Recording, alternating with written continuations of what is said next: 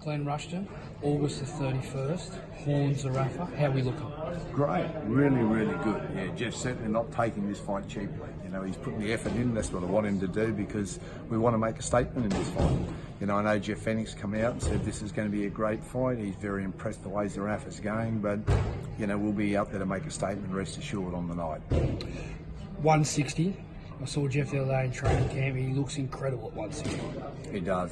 Super strong. Yeah, really, really strong. Different fighter than he was at 147. So, yeah, people are going to see a very explosive Jeff Horn. Getting past Zerafa, and I know it's going to be a tough fight, but if Jeff does, potential opponents after that in December.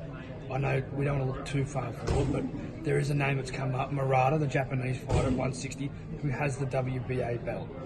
Would you consider that?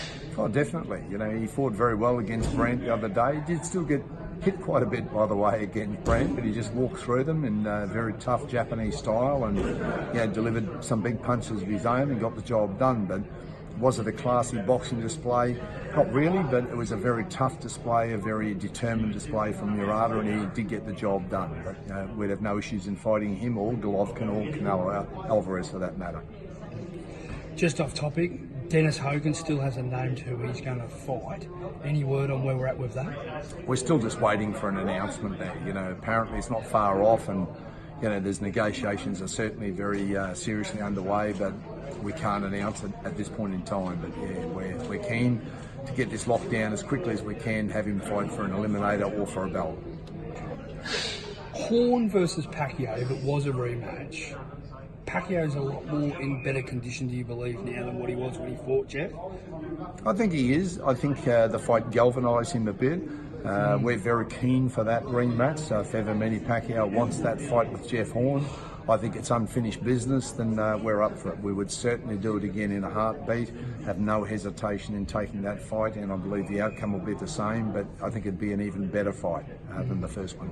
It'd be an easier fight to make it happen now that Manny Pacquiao's going out with his own promotional company, MPP Promotion. So making the fight happen, there's no deal there with Top Rank or Bob or anything, is it?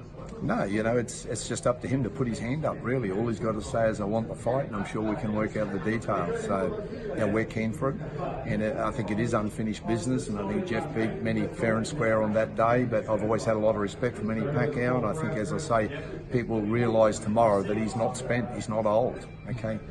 So I think we'll find that out tomorrow. Big news tonight off topic, Anthony Mundine is going to fight John Wayne Parr. Your thoughts on that?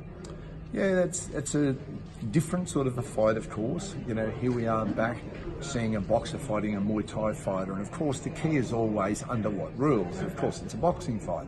So one would expect, as great a fighter as Wayne Parr is, you know, he is stepping into a set of rules here that favour Anthony Mundine. It's like putting a rugby league team against a rugby union team. So yes, if Mundine prepares properly for this fight, he should win this fight. He should win the fight. However, Wayne's a very, very tough guy, and the boxing fights that he has won, I believe he's generally won by KO. So, yeah, it's a tactical fight. It's a matter of, does Anthony Mundine really prepare and turn up for this fight? And if he does, under boxing rules, one would think, as a 3 times world champion, that he should be superior under boxing rules. At 75 kilos. He should be, you know, but again, anything can happen, and Wayne's a very, very tough guy and had so many fights all over the world, so he's an incredibly seasoned campaigner. But it's an interesting fight, and good luck to both of them, and I hope the best man wins on the night. With Anthony, if he has a win there, is he going to try and call Jeff out again? That would not be enough to tempt Jeff Horn or myself to allow Jeff to go back in the ring with Anthony. Anthony would have to beat a serious boxer. If he beats a really serious boxer, preferably world ranked, then I would be more inclined to consider that. But at this point, that's a long, long way off. So it's not on my drawing board, you know, or Jeff's in any way, shape or form. Back to Dennis Hogan. Jamie Munguia, there's been word come through this week that it could be a potential fight with Gennady Golovkin. Doesn't want to hop back in with Dennis? apparently not. You know, he's not certainly reaching out to us, I can assure you. You know, we've said we're up for that fight. We believe that that fight was controversial enough that it should have been mandated. It should have been the very next fight.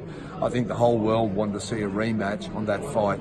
So it's disappointing to Dennis and I and the whole team that, you know, Mungoy is basically dodging him and jumping, you know, up a division and 160 to 160 and fighting Gennady Golovkin. But I don't see him winning that fight. I think Golovkin will be too strong. Yeah, too in strong. That fight. Too strong at 160. All right, Glenn. Thanks for catching up with FightHype. Always welcome, Nick.